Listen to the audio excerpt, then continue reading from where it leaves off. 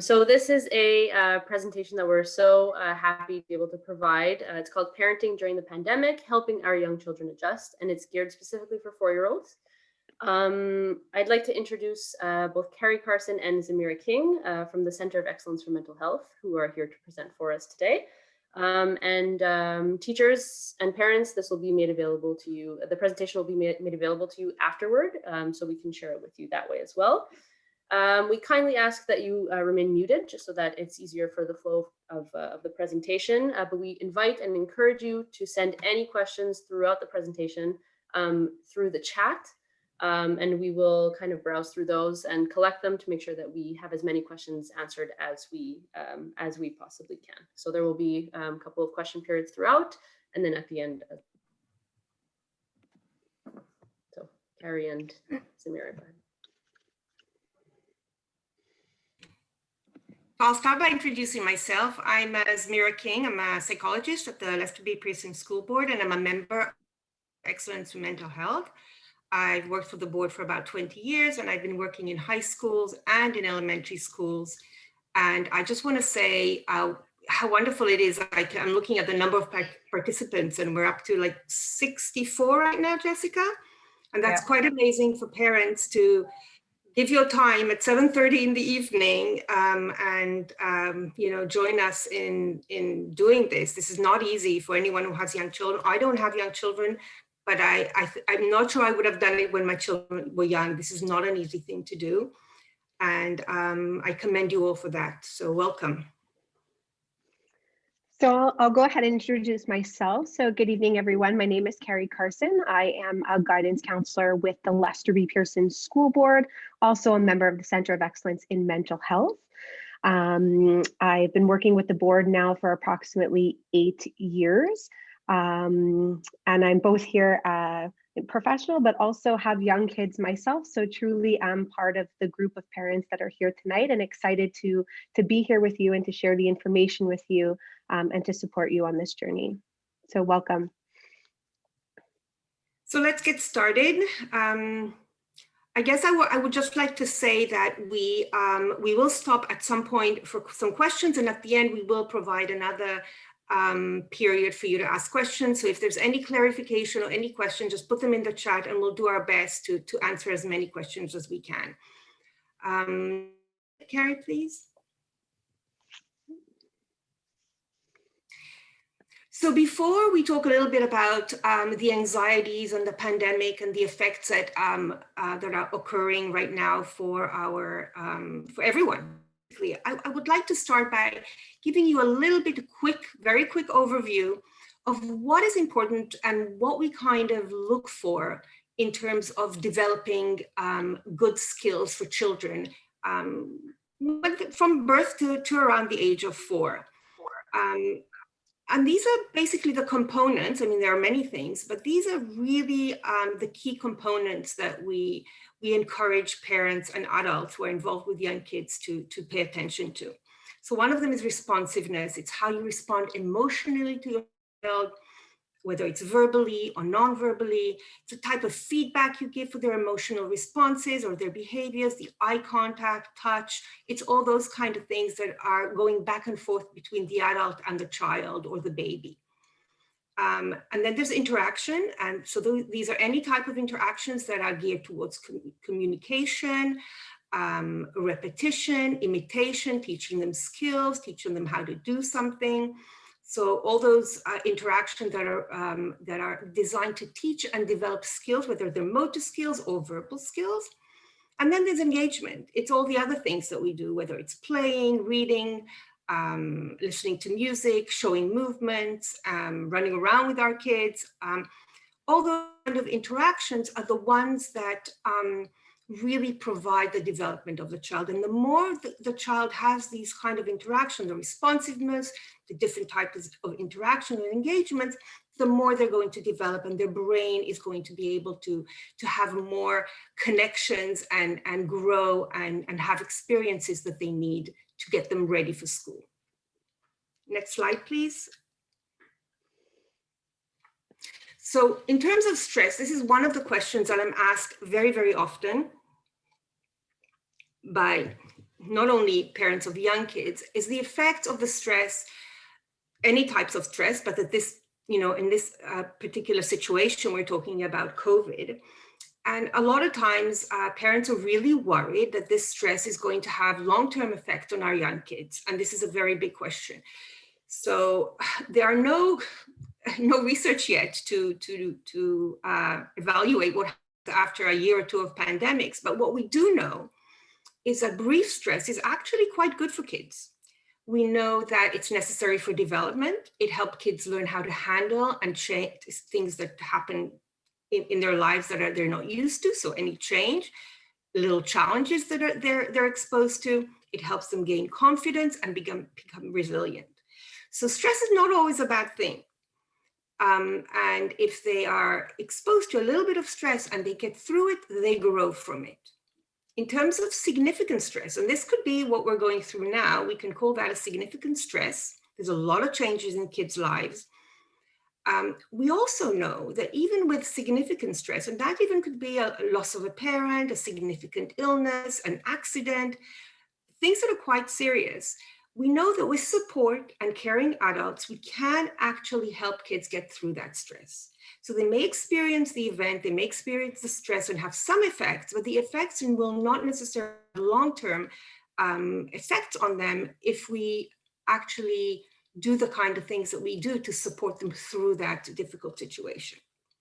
Of course, the stress that we worry about is a severe and prolonged stress that occurs more than once, does not get supported or mitigated, and those kind of situations can create long-lasting effects on our kids. Next slide, please, Carrie.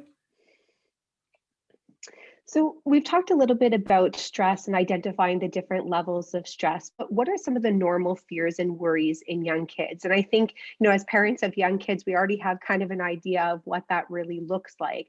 When our kids come home talking about, frightening animals, scary tigers, lions, bears, those big teeth, the big mouth, the tongue, just the way that they're describing it, you can tell that although they're interested, there is that certain level of, this is really scary for me. Things like being afraid of the dark, how many times we've, put our kids to bed at night and they don't want us to leave the room because the lights are off. No, please put the lights on just a little bit. Or can you just, can I have the lights on for 10 more minutes? I don't want you to go. These are sort of ways that we identify that, our young kids are afraid of these things. They are, their imagination, it runs wild, the lights turn off. And, perhaps they're starting to think about these frightening animals, or they're starting to think about these ooey gooey insects that they're imagining, or these spiders that maybe they've seen recently, or you've had in the house, or they've seen at daycare or at school. And so these are some of the typical things that we're noticing that young kids are mentioning that they're afraid of.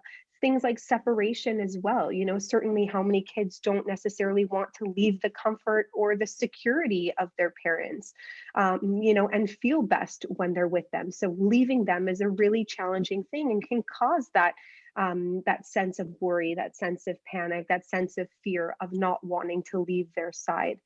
And although illness is not something that perhaps in the past was something that we would have identified right away as being, a normal fear or a worry in young kids, perhaps now with the pandemic, this is something that our young kids are worrying about.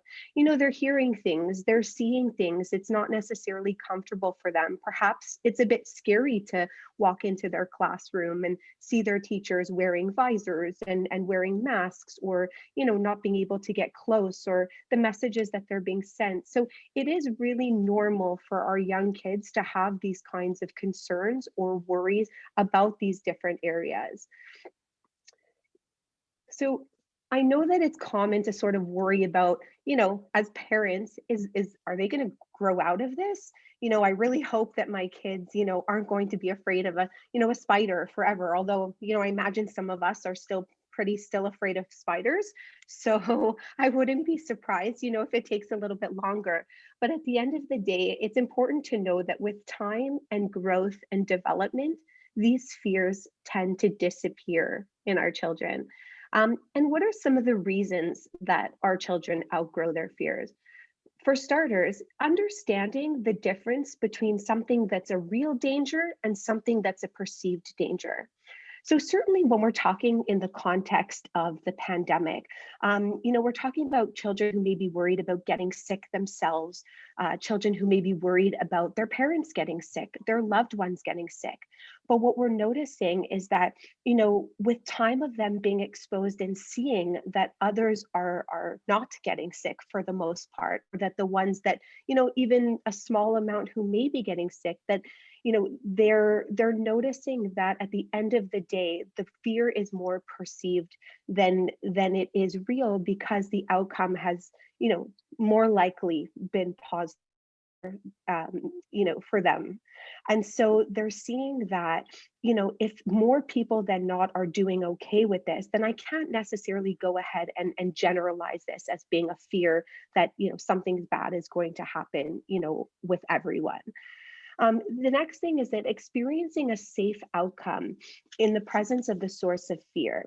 In other words, noticing that we're currently living in a pandemic, and although their lives are changing, and although there's some scary things for them going on in the world, at the end of the day, they're still getting up, they're going to school, they're playing in the schoolyard, they're laughing with friends. They're maintaining a sense as much as possible of normalcy. And what they're seeing is that they can still be okay, even when there's things going on in the world that are scary and challenging for them. So seeing that they're okay also allows them to experience that even when things are not the best, in their environment, that they are able to overcome this, and they are to continue on. And then lastly is learning helpful ways to keep themselves safe. So at the end of the day, it's really important for them to see that, they are able to do this, that they are able to find ways. And with the support of adults and the people in their lives to help to contribute to that, they will find their ways of managing through this scary situation that they're in. And that certainly helps to lessen the fear and help them grow, because at the end of the day, they themselves are in control and are finding ways to stay safe that work for them. So what are some of the challenges of parenting through the pandemic? So there are some really particular challenges that we want to recognize and to be aware of, such as oftentimes that this moment that kids are feeling disconnected socially. They're not having their play dates on the weekend that they normally do. They're being put in bubbles in school and may not be able to connect with others, in the playground other than the ones that are in their bubble. And they may not be able to see family and friends that they would normally see on the weekend. Perhaps you have weekly dinners with your family members, or they see grandparents. And so they may be feeling disconnected socially. There's also changes in routine. I mean, there's activities that perhaps your children were doing on the weekends or in the afternoons that they're not doing anymore. Perhaps, they used to wake up early on Saturday mornings to go to grandma's house, and they're not doing that. And so not only are they feeling disconnected, but there's also this big change to their routine. There's also restrictions and loss. So not only are they dealing with this new change and sort of trying to navigate system of, well, what do I do now? And this is not like it was before, but, now they're not able to do certain things, right? That, we're being told, you're not allowed to see them. And why is that? And so it can be really challenging for them to understand, these new restrictions that are in place, and to be able to accept them. And so that leads to just the difficulty of understanding the pandemic in general. I'm sure that many of them have lots of questions. What is the pandemic? Why is this happening? Why can't I see, my family members? Why can't I go play with my friends? I mean, they're 4, and naturally speaking, they want to do these things. So it's very hard to understand. And then they may experience direct effects, as Zmira said. So, family members, loss. And so as a result, these children may experience more stress. You may start to notice that they're acting out, more behavior, more tantrums, or that they're feeling more clingy, more intense emotions, more irritable, sensitive to things they weren't before.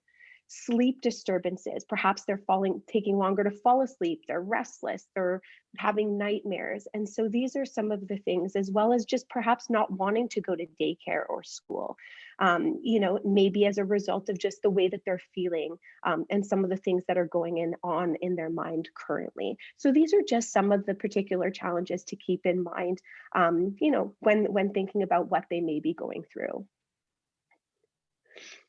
So yeah, before we go to the next slide, maybe I would want to refer to some of the questions that were sent to us in before. I'm not sure if there's any questions now, but you did send us, Jessica, some questions. So I think we have one or two questions that would be a good time now to answer. So I think one of the questions that was sent to us was, what about the social development of our children? Are we going to have to worry about them developing appropriately socially because of the social distancing and the restrictions that are going on? So the answer to that is that, first of all, we are lucky that our kids do go to school every day, right? If you are here, it's likely that your kids do go to the K-4 class. So they're getting ample experience in interactions in the classroom. And even though there are restrictions, maybe at home, they can't play in the way they maybe played previously with friends or during the weekend.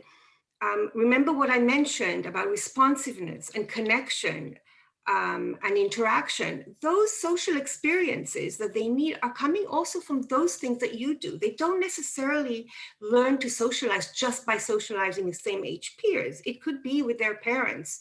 It could be in the way you play with them and interact and respond to them socially in the context of your home. It's the way you respond to their emotional reactions. All those things are related to how they afterwards will take this information and these experiences and translate them to their interactions with kids their own age. So I think there is not really a big worry in that respect. And kids are very resilient. Kids, just like Carrie said, they might be having fears and may be worried about illness, but kids tend to be pretty resilient when they have good adults around them who support them. And I'm not worried about the social development at this point when the pre-Ks are open. And we had another question as well, one that sort of asked whether it would cause more harm than good if we didn't talk to our children about the virus. And I think it really depends on the context and on your child. So the first question is your child asking questions about the pandemic? Or are they not? And so certainly if a child is asking questions and they're looking for support and guidance and answers, having that conversation with your child in an appropriate, level appropriate way is certainly extremely helpful for your child, as you're their connection, you're their support. And so they're looking to you for those answers. And we will talk more about, strategies and ways to have that kind of conversation later on. However, if your child seems to be managing well, perhaps is learning at school, asking questions at school, and they seem to not necessarily have questions directly for you, then not talking to them or not bringing it up is not an issue at all. Certainly, if there's something that you feel is necessary to share with them, then again, by doing it at an age appropriate level, there's no harm in having these conversations with your child. So I think that brings us into having a look at what parents can do to support their children. And one of the first things is really to connect. So to listen, and normalize their fears and worries. So books and cartoons can help. And teachers, can certainly support with this as well. Certainly they receive age appropriate material. So if ever this is something that you wanted to consult with them, absolutely you could, and they could be supportive to you, and the material that you may need. So again, listening and normalizing their fears and worries, helping them label their emotions. So what can this look like? It can look like, I hear how scared you are, and I want to know that it's okay to feel that way. Okay. So addressing the fear, making it sound normal, that this is a scary experience for them. And then offering them opportunity to label their emotions. So saying, to bring the fact that, they're scared, to say this emotion, to say that that's okay. And when they hear that, oftentimes, that certainly decreases the amount of worry. And, would you like to read a book together about the bear who also felt scared? That's certainly another, another option, is to offer them opportunity to, read a book with you, or to explore this further with you using age appropriate material.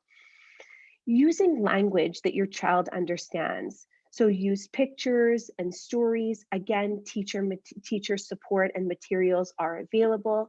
But again, using this age appropriate language. In other words, if we're trying to explain something perhaps like, what is COVID, which is a very, normal question that kids might ask. It's, COVID is a germ that sometimes can make the body sick. Some people might get a cough, fever, or trouble taking deep breaths. Some people don't feel sick at all, or only a little bit. Again, it's simple language. It's easy for them to understand. It's not over the top. So it doesn't make it overly complicated or make them feel overwhelmed with the information. It's to a level that they can accept and understand. And I think the last thing, which is also really important, is to be honest. It's okay to say, I don't know, and to be transparent and clear. So for example, some of the questions that that parents had was, how do I answer if they say, well, when is this virus going to be over? Well, unfortunately, that's not information that we have.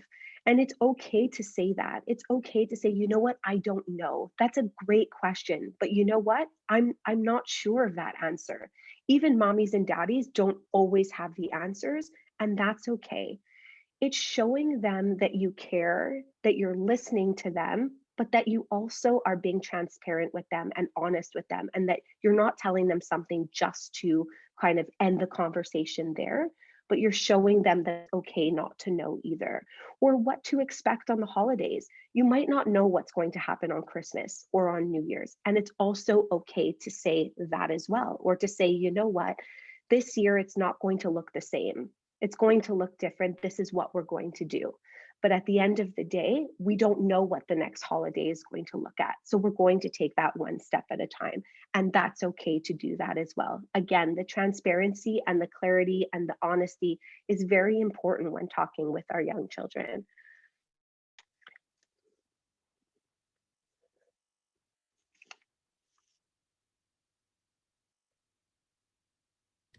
I realized I was muted. So before we go to the next slide, I just wanted to add that when we do sometimes, just to what Carrie just said, when we have to tell our kids we don't know, or we have to tell our kids that Christmas is going to look different, or birthdays are going to look different, and it might be a big disappointment for them. At the same time, we can tell them, even though it is going to be different, and even though we don't have the answers, we'll still be okay.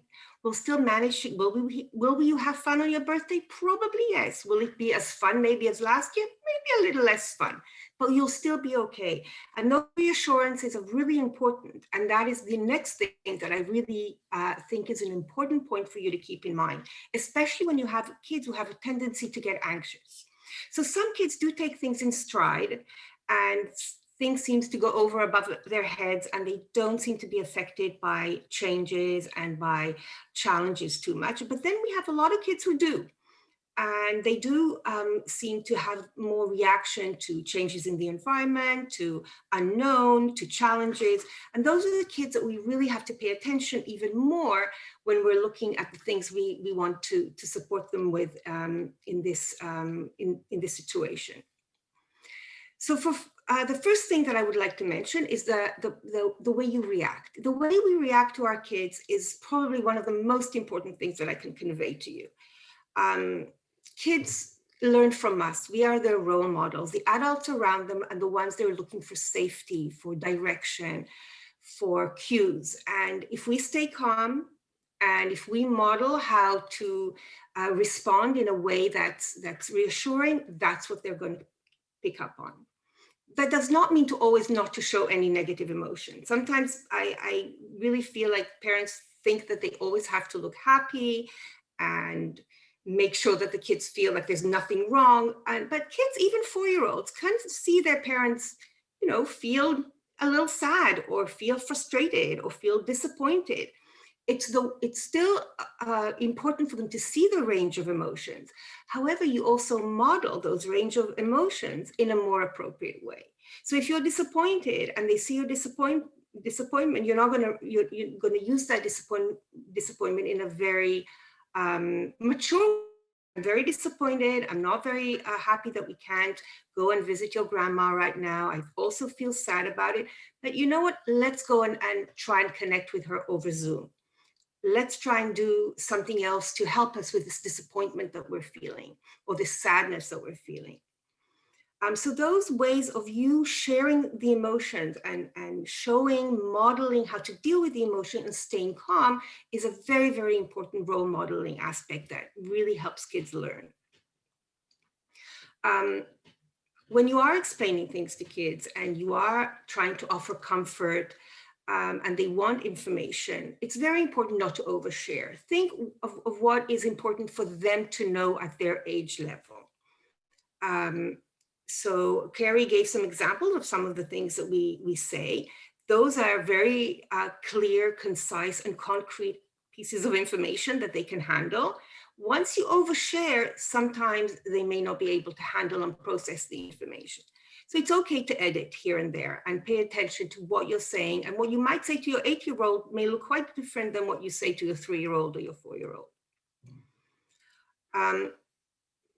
The next part is their emotions. So obviously kids are going to be anxious. They show anxiety for many reasons, not just COVID. I've worked with many kids who often show anxiety just to come to school, whether it's COVID or not COVID, and have a difficulty adjusting to a new school, a new teacher, a new set of kids. And what I ask parents to do is to help them guide them how to deal with the feelings of anxiety that they're feeling. So in this case, it's feeling safe. If there is any indication that your child feels unsafe because of COVID, the type of things that you can do is, again, be very clear at explaining to them what it means. Why are we keeping safe? Why is it that we wear masks? What do you know about these masks? These masks keep us safe, right? And of course, to reassure them that all the adults in the school and at home are doing everything they can to keep them safe. My experience with the young kids that I see at my school, in the pre-K in my school, they've taken it pretty much in stride. Their teachers being with masks and visors and gowns and washing their hands, which is a big emphasis on cleaning your hands all the time. And most of them seem to take it in stride. And one of the things that I was thinking in preparation for this presentation was that for 4-year-olds, this pandemic has now gone on for a year. For 4-year-olds, this is a whole lot of life. Right? That's a quarter of their lifetime.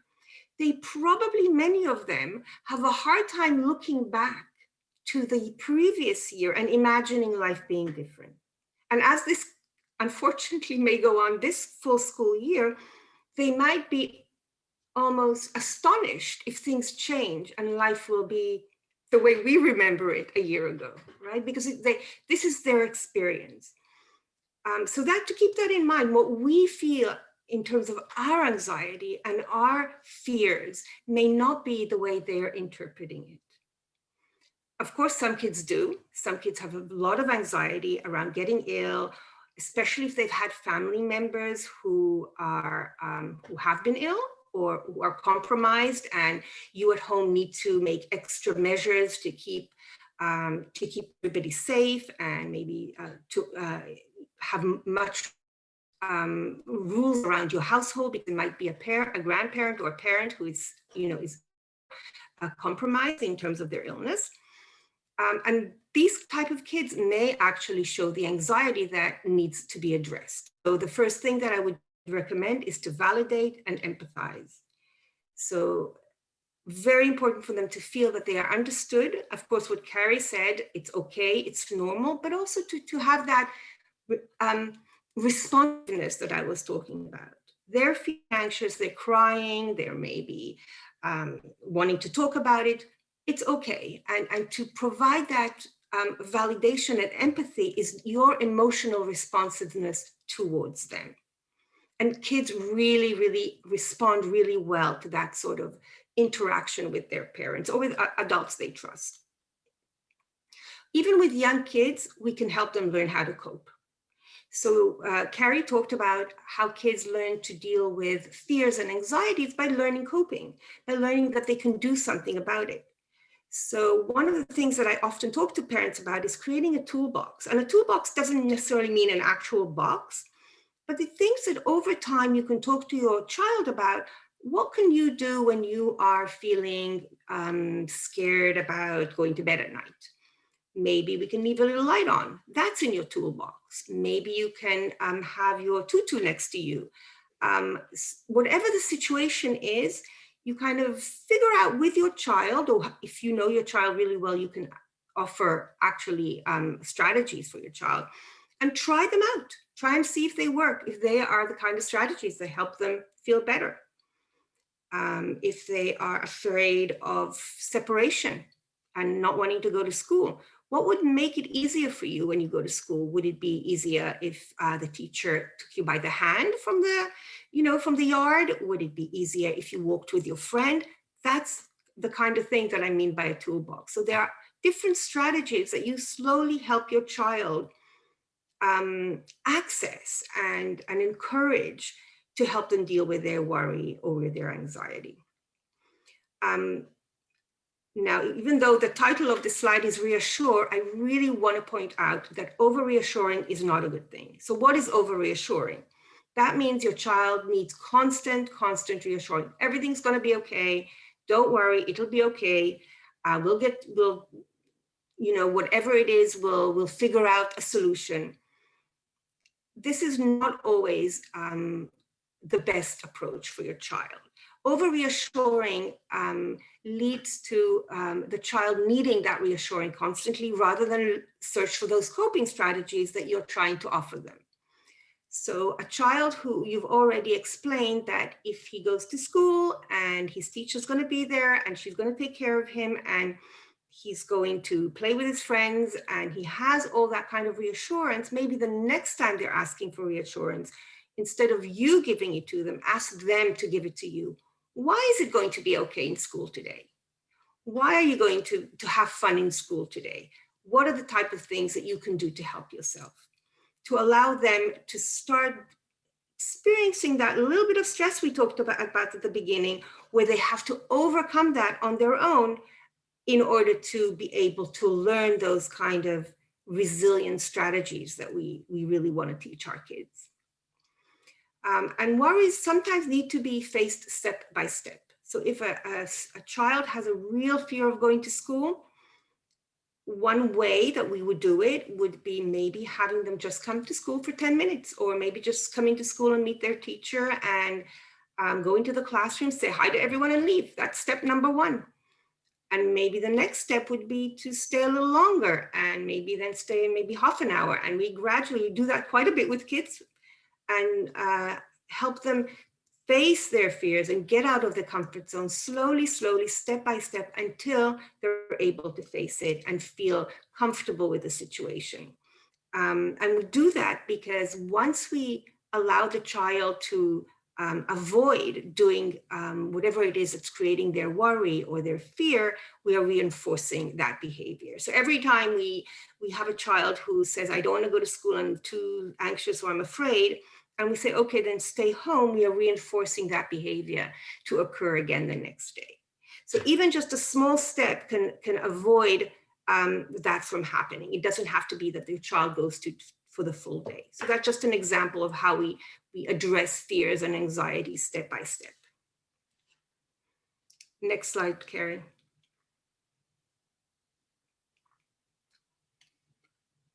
Before I go on, Jessica, have we had any questions for this yet? Not yet. No, we're good. Okay. The only questions that we had previously, but I think you touched on them. How can we explain that the virus is dangerous, or how can we explain that they can't see their friends and family? Exactly, yes. Yeah. So another way that we can support our kids is through routine. Routine is the consistency that they need in their lives. Now, this is not only during pandemics. Kids really thrive on routines and on consistency because it gives them a sense of safety. They like the familiarity and the predictability that comes from routines. So it becomes even more imperative to try and keep those routines as normal as possible during this time to allow for that familiarity and safety, which might be a little bit absent at this time, right? When we say routine, we're not saying to adhere to strict guidelines.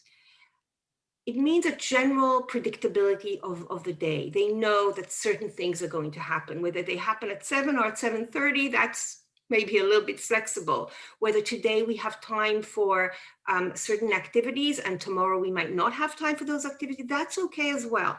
Routine means the general kind of things that you do with your child every day in the evening. Around mealtime, around playtime, around one-on-one time, and around bedtime. One of the big questions that we were asked as well was around screen time.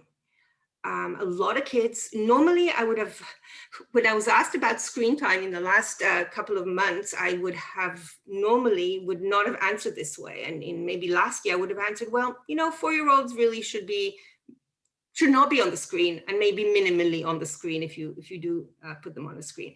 But however, things have changed. And again, one of the anxiety that parents are feeling is this screen time going to be detrimental to my kids? We've been told that it's unhealthy for 4-year-olds, it's unhealthy for their brain, it's going to have change in their brain development. And now we're mandating them to be on the screen sometimes for school. So it's a little bit contradictory. So what I would suggest in order for parents to be reassured that it's not about the screen time. It's not the screen time itself that's detrimental to the child. It's what the screen time takes away from your child. So if the screen time is a reasonable amount of time and it's, shows that are educational or activities that are appropriate to their age, and this screen time does not replace other things that your child needs to do, whether it's playing with toys, whether it's interacting socially with you, whether it's trying out new activities, going outside, getting exercise. The screen time in itself is not going to harm them. Of course, if your child is sitting all evening in front of a screen, that's when we start worrying and saying, well, that might not be very helpful for your child's development.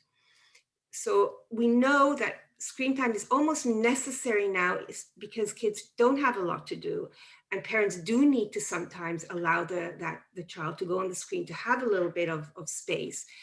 So I would recommend a 45-minute burst of screen time is not going to harm your child. And if you are mindful to make sure there are many other activities in their lives, then you can be rest assured that they'll be okay. The other routines is that social link with your family and friends. I think this is probably what you're doing anyway.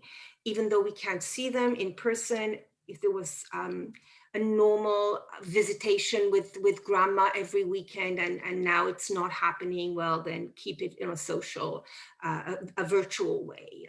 Keep it through other means. And then, of course, try to stimulate your child. This is true for any situation, but because we don't have the opportunity to send them to the activities that we want to send them to, and to have them engage in things that enrich them outside the home, we may need to be a little bit more creative in doing so. And if there's one thing you can do, it's the physical activity with your child, to go out, to play in the snow, to make sure that they're active and they have time to experience the outdoors and have that physical outlet as well. Next slide, Carrie. Excellent. So we've talked a lot about what we can do for our young children to sort of, to help them through everything that they're going through. But what's the other thing that we can do is we as parents can take care of ourselves. And that's a really important one. Finding ways to take care of you helps you to take care of everybody else. Okay, so finding ways to connect and socialize. So whether this is your, girls or guys Zoom party, or a little Sanka set with, with snacks, or a late night, dessert party, whatever this may be, it's finding ways to connect with those around you using the means that we currently have access to right now, and finding ways to decompress and to re-energize. Because ultimately, when we as parents are calm, we're better able to support our child when we're not feeling that overwhelming sense of, things aren't going as well as we imagined or that we'd like them to go. And so, really finding a way to relax, to recharge. Um, Maybe finding activities that you used to do that you haven't done as much anymore. Perhaps you were a reader, perhaps you were a painter, and again, finding ways to incorporate these activities back into your life so that you as a person and as a parent are better able to support those around you. And also to change your expectations and to set some realistic goals that are doable. Sometimes, in this moment, it might feel like there's so much going on that we couldn't possibly accomplish everything, and that, the world seems really big right now. But if we were to look at it by setting ourselves up, to succeed with expectations that are realistic and doable, that certainly allows us to feel that we are accomplishing things and that we are doing things that are in our best interest and in the best interest of our families and children. And so really it's an important message to remind yourself that, as hard as it is sometimes when our priorities are our kids, is to really step back and say, well, in order for me to do the best job that I can as a parent, I do have to remember to take care of myself as well so that I can be in the best position to support those that I love around me. And that's incredibly important message for you to continuously tell yourself, because I know as parents, we tend to say like, oh yes, I know I need to care for myself, but I don't have time for that right now, or but I still have to do something else, or but it's dinner time. We need to step back and really make sure that we take these steps, for our own well-being. Yeah, absolutely. And I just want to add that often we think of we put a lot of pressure on ourselves to do the right thing, and we second guess what we're doing. Are we doing the right thing for our kids? Are we being the best parents that we can be? Kids don't need perfect parents. Perfect parents don't exist anyway, but kids will grow up and be quite fine if they just have good, supportive and loving parents. And you don't have to be perfect. They don't have to see you always doing the best that you can. They just need to see you being who you are as a parent, guiding them, and supporting them and providing them with what they need. And when you take off that pressure off yourself to try and always do things at a level that maybe is just not realistic for yourself, then you are able to take care of your kids even better. So that's something to keep in mind. So the last slide we have are resources we wanted to share with you. But before then, we would like to open it up for questions. Maybe we can go to the other slide, Carrie, and see if there are any questions, and then we can go back to the resource slide. So we don't have any questions, but there was one question that wasn't addressed that was asked previously, if I can ask that now. So it was, how can we deal with outbreaks when the child becomes easily frustrated? So it's not something that is seemingly a big problem for the parents, but is really frustrating the child. What do you mean by outbreaks? Just in terms of behavior. So maybe screaming or... Okay, outbursts, you mean? Yes, correct. Yeah, so the child is having a tantrum, basically. Yeah. So kids have tantrums because they're frustrated and they don't have any other way to express themselves. The frustration builds up to the point that they are, unable to regulate their emotions. They may not have the language or the means or the coping strategies. Young kids don't have always the coping strategies to deal with whatever it is that they're feeling. And the only thing they know how to do is to have, a meltdown or to yell or to cry or to just what we call an outburst. What's important is when kids are in that mode of an outburst, usually we just want to calm them down. that's not the time where you want to sit and explain to them the situation or provide strategies or try and reason with them. If a child is having a meltdown at that moment, the best thing to do is to remove him from the situation and just physically, gently, with love and comfort, try and get them to a point where they're calming down.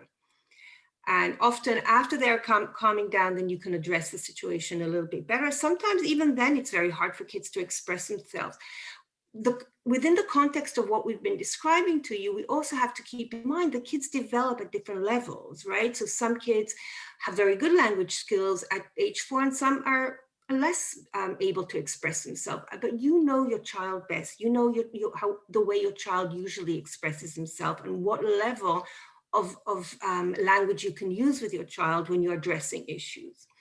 So if we know that we have a child who has more difficulty expressing themselves, then we need to often be the ones to help them express themselves. And we can use examples, we can help them find the words to do so, we can have them use pictures to express themselves, and slowly teach them those coping strategies that I talked about is essential for kids to become resilient and to learn to self-regulate.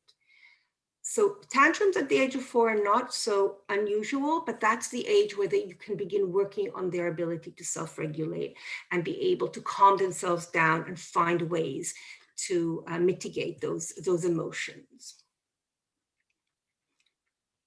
Do you have any? Yeah, so there's another question. Is it okay to express to our kids that we are scared too, or will that make them more scared? Well, I do think that that it is okay. I think I mentioned it, that showing our kids some of those unpleasant emotions, even at a young age, is okay. In fact, it's necessary.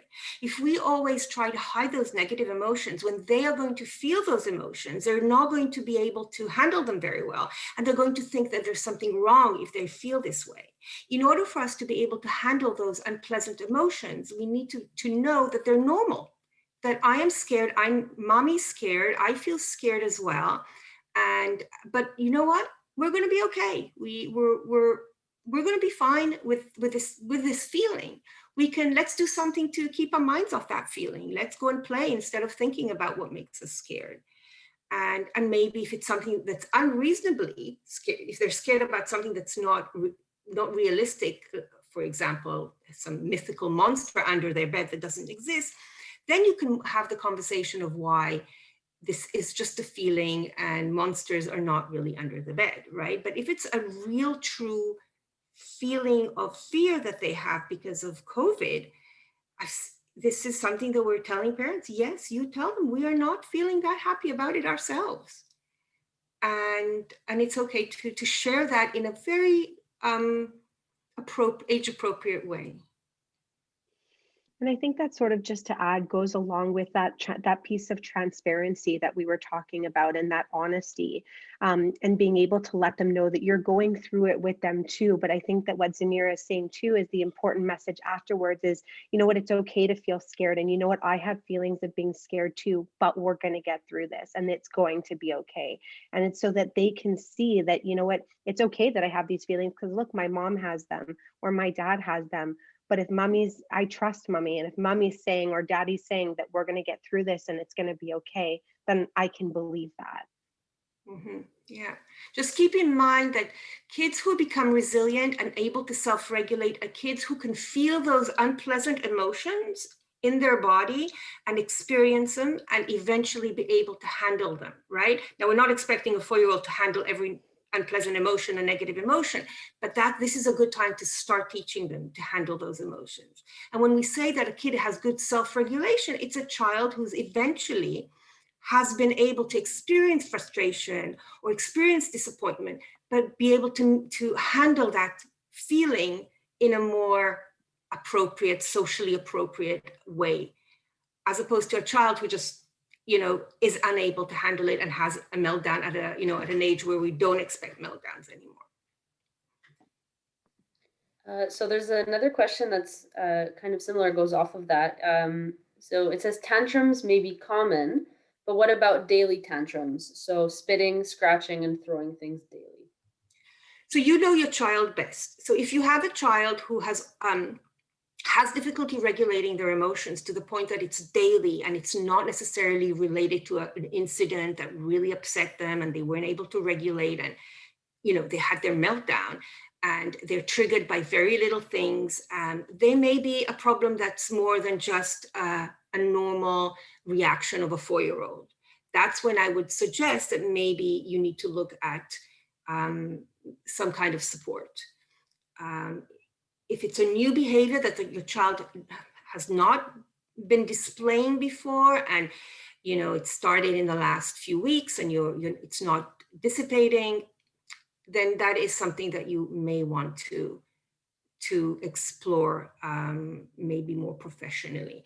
Kids do react sometimes to changes and to difficulties and have changes in their behaviors and in their emotional expression for a while, and that may happen for a few weeks after an incident or after an event that's been a little bit difficult for them.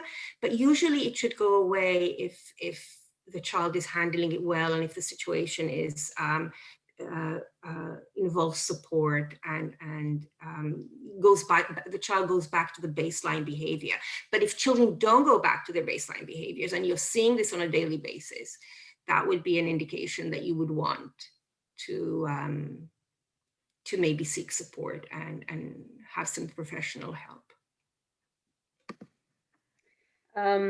Okay, perfect. So another question is, what if you have an anxious child who pretends that they aren't well? So they say that they have a headache or a stomach ache because they had an unpleasant event happen in the day with a friend at school, but the child is actually healthy, not sick, and is just happy to be at home. How do we teach that faking illness is not the way to handle their stress? You want to take that, Carrie? I'll let you Okay. start. So when kids are feeling sick because something didn't happen their way, or something upsetting happened, or something maybe even very very painful happened to them, it's their reaction. That's the stress reaction that they're having. So that's the way they're experiencing their anxiety and stress. Often we do that for us as adults. If you think of yourself as sometimes having those, maybe your stomach's not functioning very well because you have a big thing at work, or you have to do something that you haven't done before, and it creates those physical feelings, those physical sensation in your body that could sometimes make you feel like you're sick or you have a headache, or just unpleasant, right? So your child is telling you that this is how their body is reacting when they're stressed. And the first thing I would say to the child is that sometimes when things are stressful, or something doesn't happen our way, or we're not happy with the way our friends treated us, we sometimes feel very anxious and stressed. And sometimes that is also the way our bodies feel, that our bodies tend to have those effects. And that what do we do with those kind of feelings? We have to learn to handle them. So you're feeling sick, but it's not a real sickness. You're not really ill. But if you calm your body down, the feeling will go away. So let's figure out what we can do to calm down. Do you want to talk about what happened? Do you want to maybe not even think about what happened? Maybe the best thing for you to do right now is to just go play and forget about it, and that feeling will go away. So that's, again, the validation, the empathy, a little bit of feedback and explanation, and then problem solving and teaching them coping skills. So those are really the steps that I would approach it. And again, these are 4-year-olds, so you have to do it in a very concrete and simple language. And I think also what Zmira is saying, which is really important too, is with the problem solving approaches, in the way that we do it by giving them choices, by giving them options. So in a way, we're giving them a sense of control to learn to manage these feelings and to reduce, the stress that they have, that they're feeling in their body, but doing it in a way that's, age appropriate, but also appropriate for them.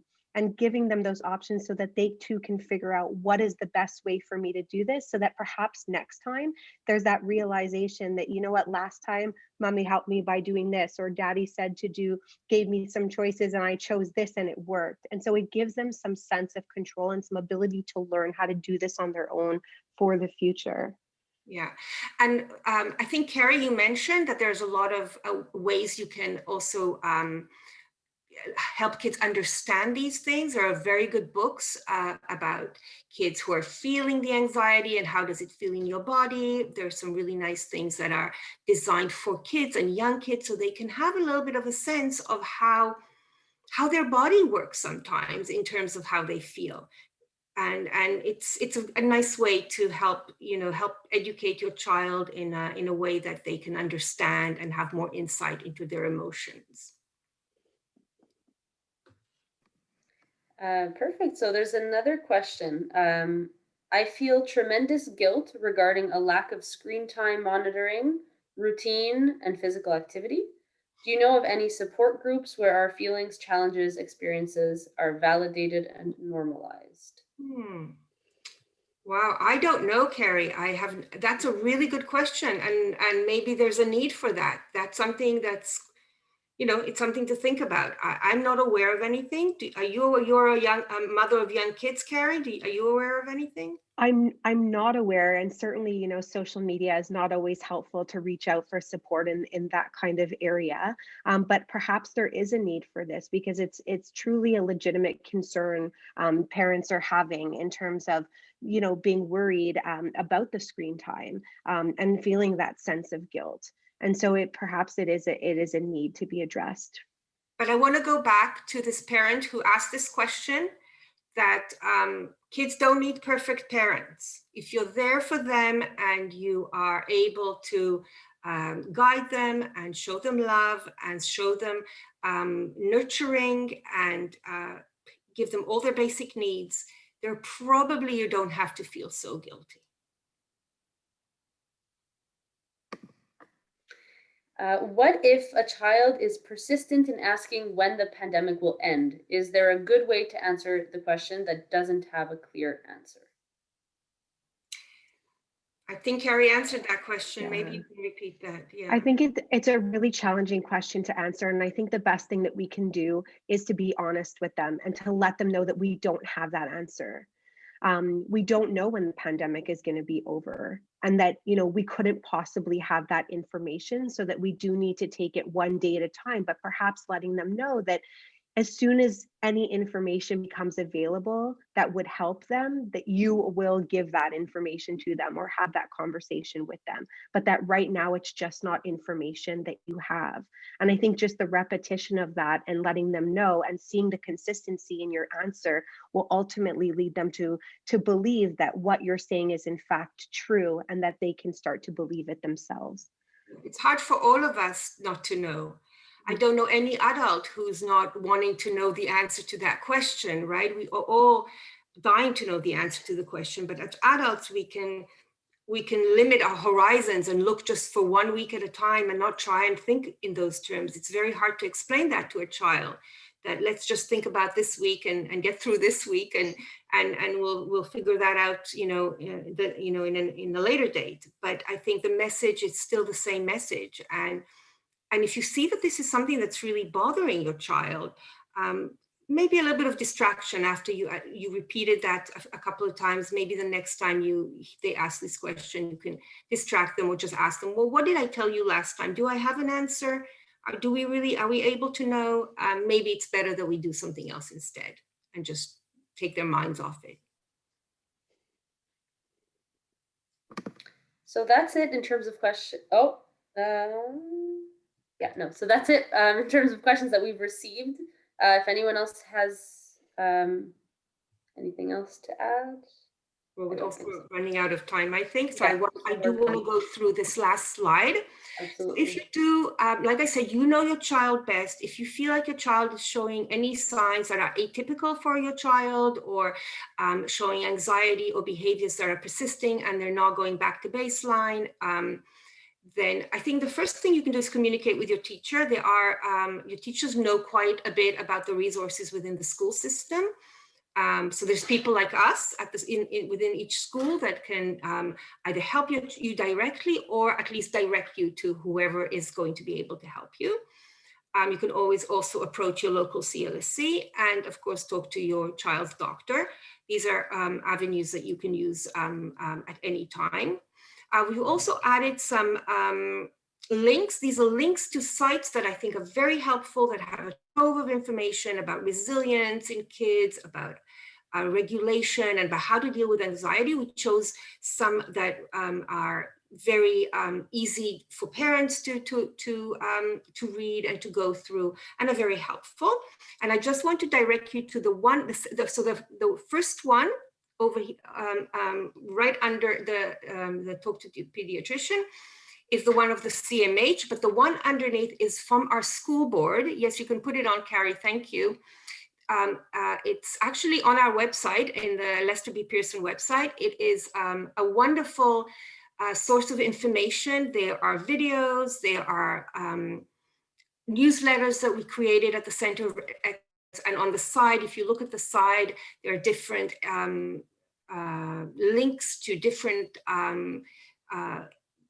topics that may be of interest to you. If you do have a child with special needs, or you do have a child who's experiencing anxiety, how to talk to your child, how to maybe explain to them through a video. So I would go on that website and kind of explore it, and you will see that there is quite a lot of very good information that the school board has compiled over the last few months that is very useful for parents. So you have the link there, but if you, even without this link, you can just go through the main website of the Lester B. Pearson School Board. So that's it. And yes, we will share the PowerPoint. We made the PowerPoint very, very wordy in order for you to have information. So we will have the PowerPoint sent to all parents. The teachers will do that. And you will have access to the information that was in the PowerPoint.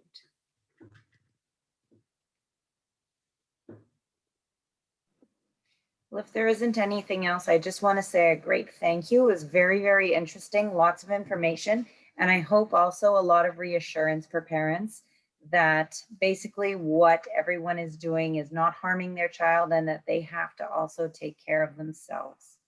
So I really appreciate you two coming. Thank you so much. Thank you everyone for being so patient and being here at this time of the evening.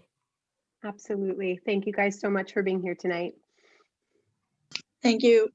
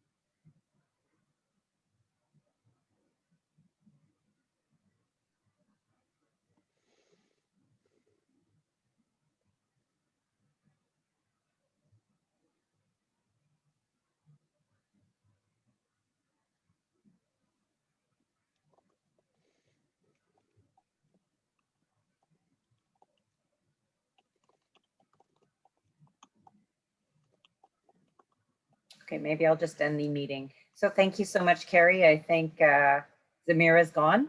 I don't see her anymore. Oh, Jessica? okay. What's that? No, I wasn't sure. I wasn't sure if she was No, still I was on. just seeing, but I think what I'll do is I'll just end it. Maybe some people had to go put kids to bed or something. No problem. Thank you so much. All right, thanks so much. Thank you so Pleasure. much. We really appreciate it. Yeah, Bye, it was pleasure. great. Bye.